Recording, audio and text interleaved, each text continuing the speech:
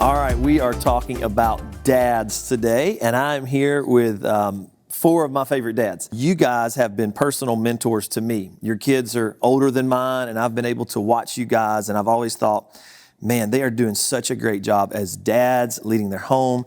And so I'm just pumped that we get to share some wisdom today, and I get to hear from you guys. So, Pastor Grady, you have 6 children. And you've got they're all over the place. Yeah, they're you've got some grown girls, and then you have 3 that are under age 12. And so you just got a crazy house all the time. If you were talking to some young dads out there and you could say, hey, here's what the Bible means when it says that men are supposed to lead their home, what would you say to them?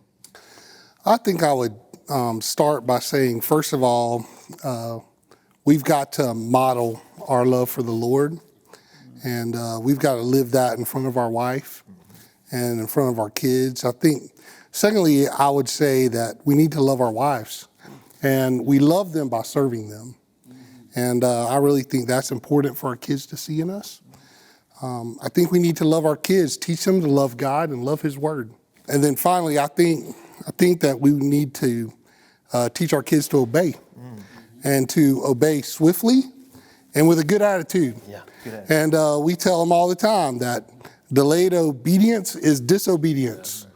And so I think those 4 things in raising my kids to love God and to serve God, to obey, I think those have been crucial. I love what you said about leadership as serving your wife. You know, I think lots of times people have this misunderstanding of when the Bible says that men are to lead their homes. They think of bad leadership. They think of someone kind of being like an overlord or bring me my sweet tea. And really the Bible gives the opposite. Right. It's that, we lead through serving. And so I love that. Brother Stephen, yes, sir. You also have a unique family in that you have 3 children that are pretty much grown. And then you and Miss Ashley just had a surprise, or maybe it was a planned surprise, I don't know, but you had a new baby, and baby Olive. And so I just thought you might give some wisdom to men that maybe they're having that first baby. And if you could go back and tell them, hey, I had these 3 kids, but I'm doing some things different with my new baby. What are some things you've learned, and how would you do things different? I'd say is that I'd want to spend more time helping and holding is the way I kind of wrote that out. Is that I like to joke that I've been kind of like the equipment manager for this go round of the baby. I do a lot of bottles. I wash a lot of clothes. I don't even think I knew how the washing machine worked until 8 months ago. But I've done more laundry recently than I've ever done, dishes, and just like you said, serve your wife. We're a great team. And really, it's all about others. I just want to put her first. And we're a great team that we think, what can I do to serve the other one? And so it's like, if there's something left that needs to be taken care of, we don't say, well, that was your job or one of the other kids' jobs. We just do it, and we just all help each other. So we're a great team.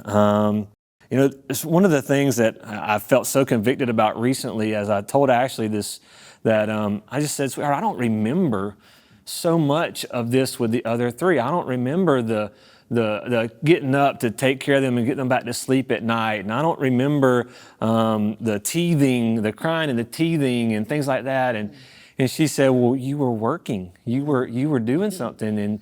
And I was so convicted. It's like I literally was with the first 3. I was working 12 or 16-hour days. And she was at home. She was a housewife then. We homeschooled the kids. And I would just encourage dads to spend more time, be present. That you're not going to get those hours back, those memories back.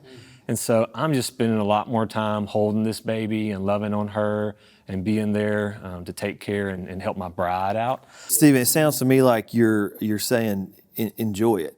Exactly. Enjoy it where it goes by so fast. You're telling that story. I remember first time Dad, when my son would get up in the middle of the night and Cheryl would nudge me, and I'd always act like I was asleep until she got up. And I noticed that with each child, I tried to be more helpful. And I love that you said that, now it's kind of, you see it as a joy almost to serve your family. I love that. It's such good advice. I hope you young men are listening to that. That is so important. Let's shift over here to even wiser guys on this side over here. Pastor Dave, you're often called the wise sage pastor on our staff at Christ Place. So many people look to you for wisdom and counsel, and you're a great dad. You're a great husband to Karen, and I look up to you in so many ways. And I want to ask you a little more difficult question. Your children are all grown now. You're grandpa, so you've seen your children go through a lot. And so I just wanted to ask you, for those dads that maybe they're going through a season where their kids are really suffering, or they're really just maybe far from the Lord. Maybe they've walked away from the Lord and they're going through a tough time. Maybe they're rebellious. How would you advise those dads? What would you say to them? Well, as I was listening to both of these guys, I just resonated with everything they said. You got to love your wife well. You've got to serve even your kids. You know, we're called as a dad and a husband to exemplify Christ. And he came to show us how to serve and serve well. And I'm thinking of all of you with your kids. You've all been through hard times. You've watched your kids, even as young as some of them are. All three of my kids have gone through difficult times, thankfully. None of them have rebelled. They all love the Lord. But one thing that Karen and I were always very intentional about was being intentional about keeping lines of communication open with our kids. It's one thing to discipline, but don't discipline with a heavy hand. Discipline is discipling. You do have to correct. You do have to let them suffer consequences sometimes. But even in doing that, keep those lines of communication open so that they know that you love them and that there's nothing they can do that can change that. There's nothing we can do to make God stop loving us. I've seen my kids go through hard things. You know, one of the hardest things, and Rick, I know you're watching some of your kids go through tough things, and all of us have. But one of mine went through a divorce, and that was hard.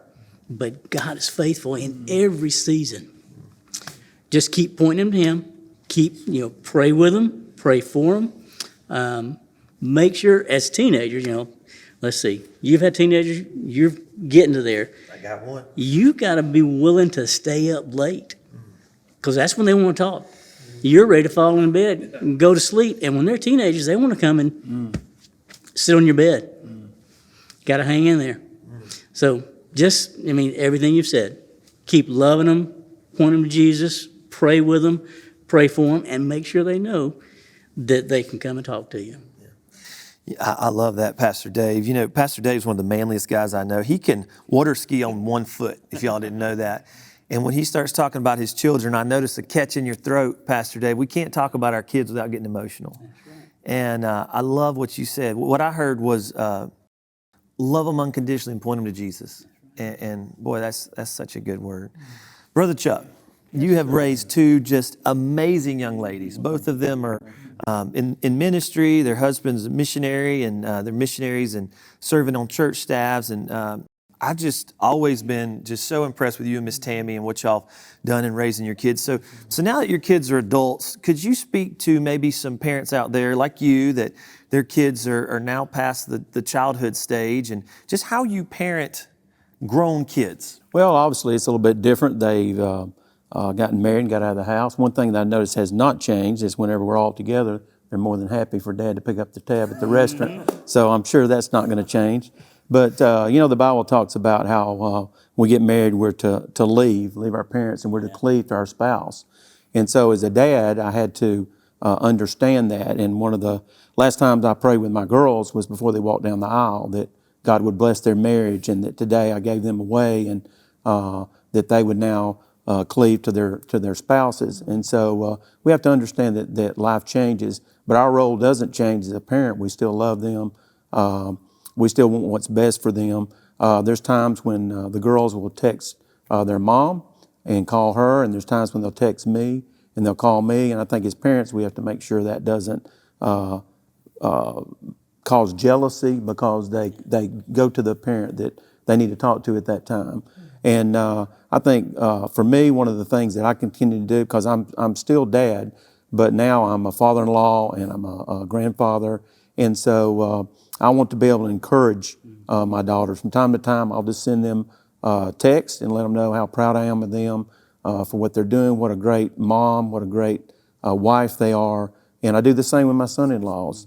But the greatest thing that I can do for them is mirror what continue to be married is and what a dad is, and to pray for them each and every day and for their families, and so that they know that mom and dad really love them and care for them. So I want to continue to be a good example of what it means to be a husband to her and to love her and take care of her, so that they continue to see that and my grandsons see that, and we're there for them, and that I finish well. You know, we're all just one sin away from our reputation being tarnished with our families, with our friends. And so I want to make sure that I finish well, and I'm an example to my daughters, my son-in-laws, and my grandsons.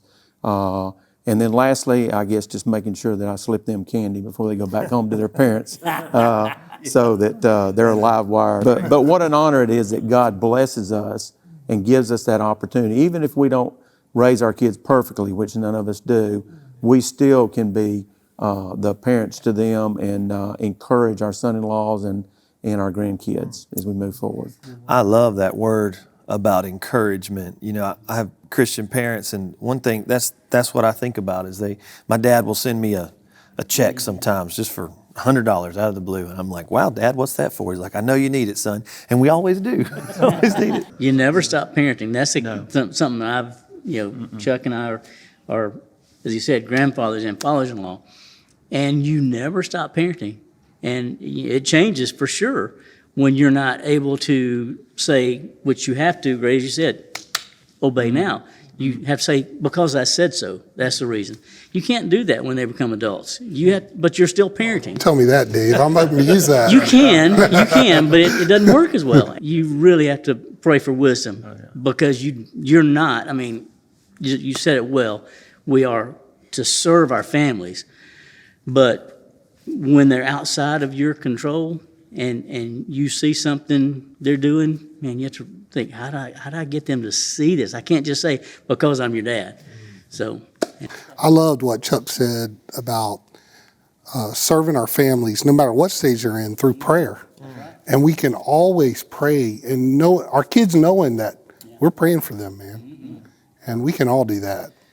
Hey, it's rare that I get you guys together, and so I want to throw out one bonus question, and then we'll be done. But I think probably as dads, at one point in time, all of us have felt like, I don't know if I can do this. I just feel like quitting. And we know that there's many men that quit their families.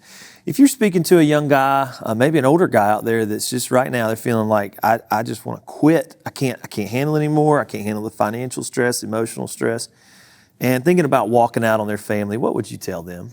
I would tell them to get some help. Go to some other men that they trust, a pastor, a fellow brother, and just say, I'm struggling, because we all struggle.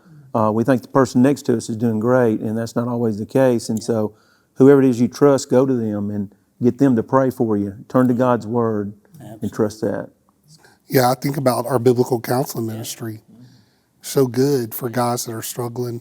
there's always somebody in the family of God that you can talk to, somebody that's older than you looked up to.